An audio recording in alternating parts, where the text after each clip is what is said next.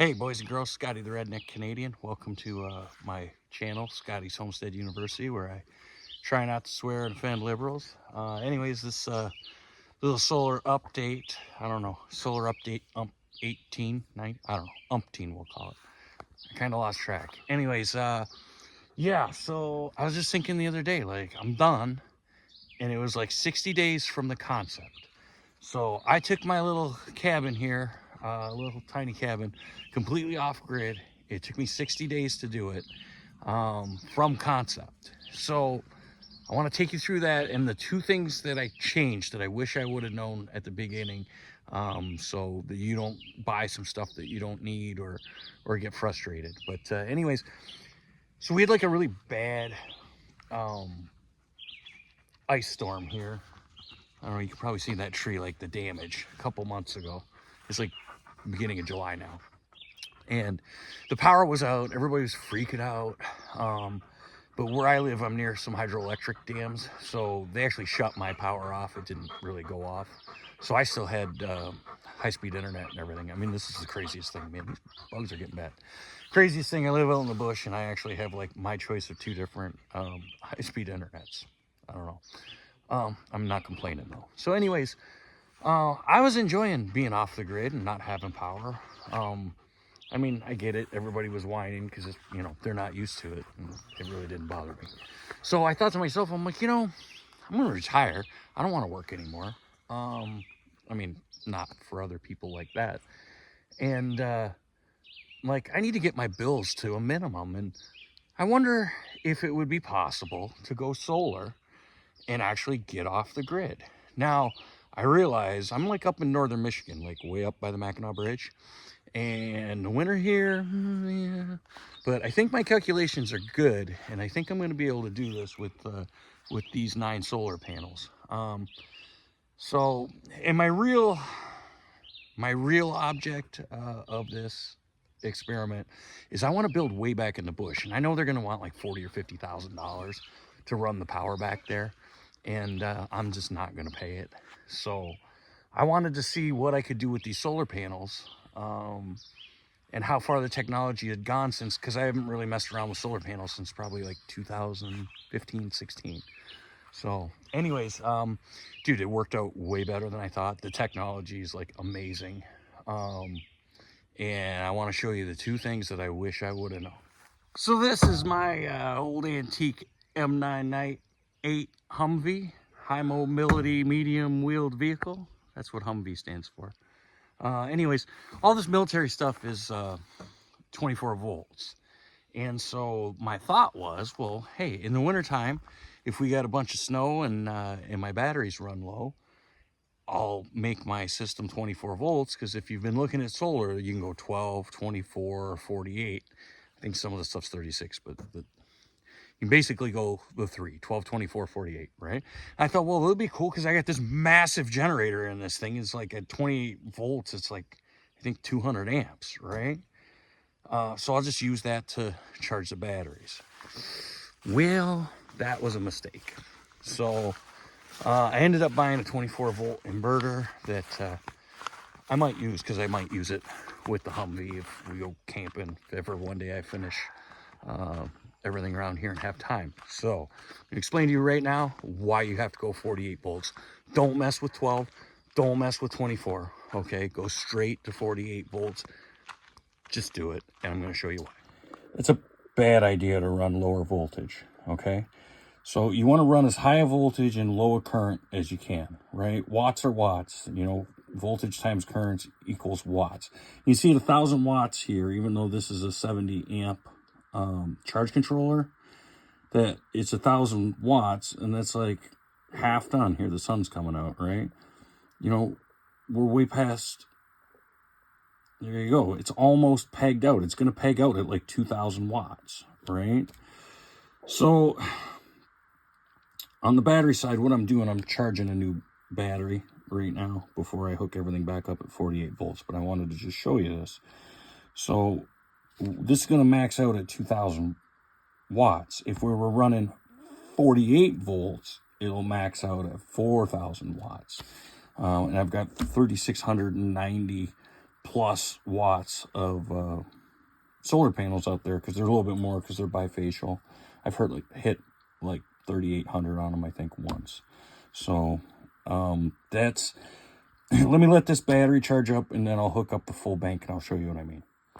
All right, unfortunately it's 7 o'clock at night, and we're past our solar prime, but sorry, I got dragged away. I got other stuff to do.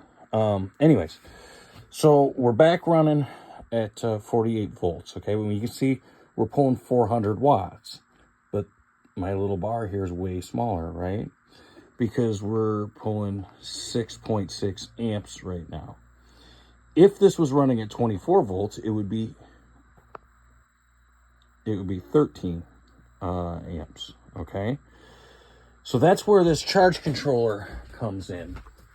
Is it's 150 volts, 70 amps. So I said in that first part, right, watts are watts, right? Watts equal voltage times current.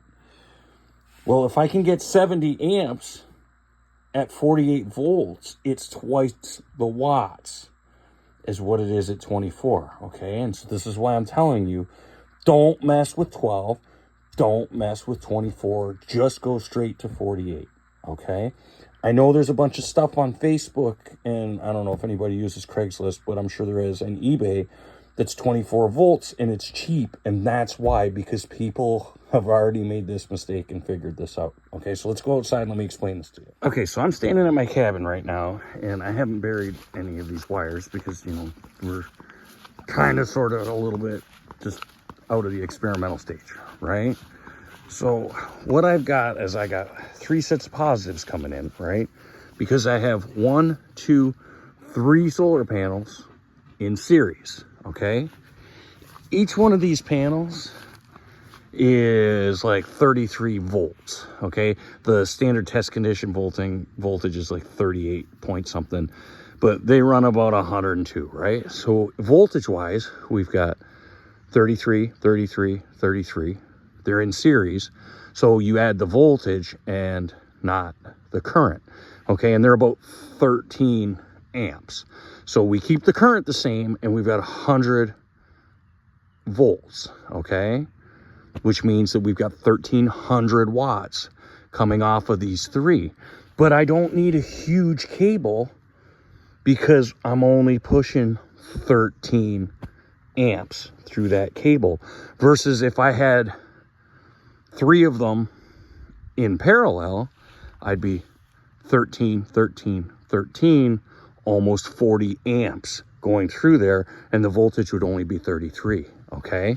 So you can use way smaller cable and you can push it far, right? Because these are like 50 feet out from my cabin right here, and they have to be because that's the only place I got.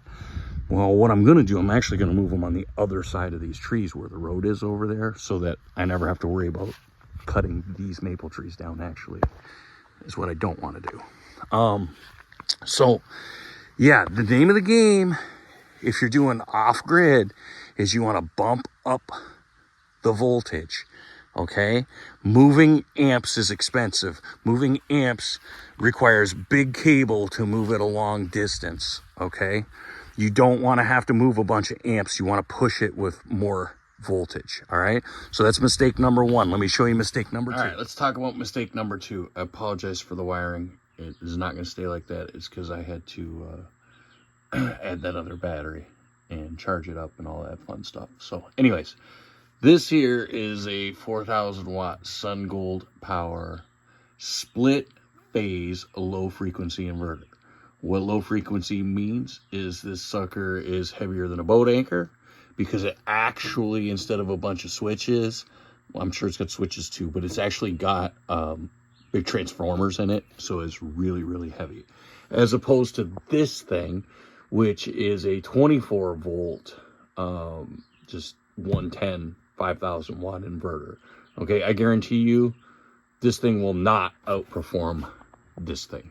Okay, so, you know, just buy good stuff. And it's low frequency, what you use, low frequency and pure sine wave, people think pure sine wave is for electronics, and that's not true, because like all these electronics run off of DC.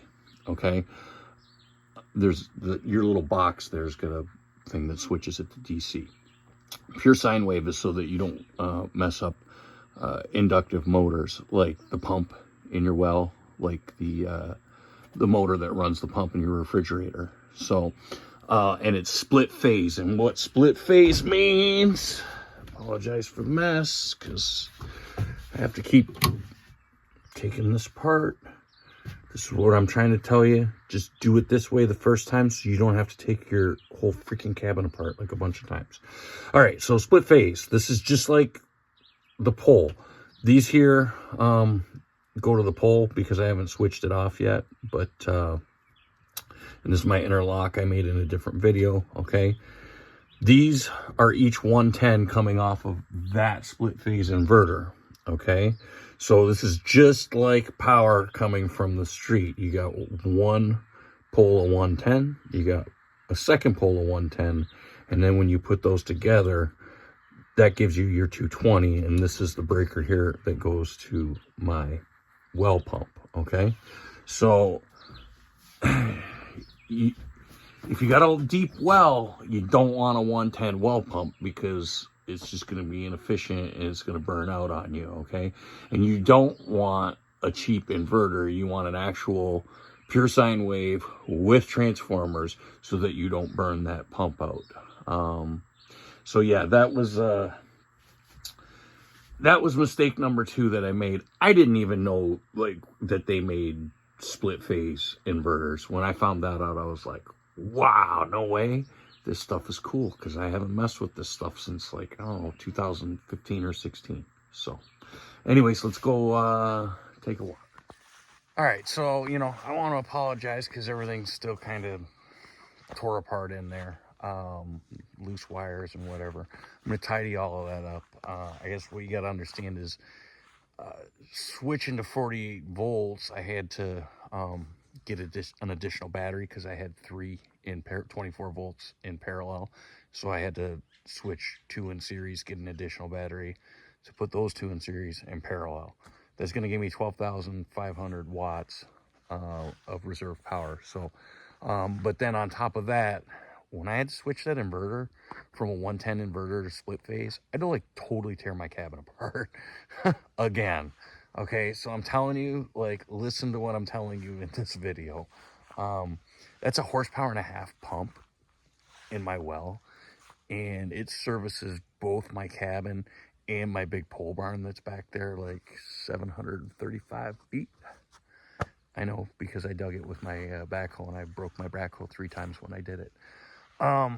But I mean, that 4,000 watt inverter has no problem. And listen, buy good stuff, okay? Buy Victron, buy Ames, buy Sun Gold Power, buy good stuff, because I ordered the WZ Relb bullshit off of Amazon, and it came and it didn't work.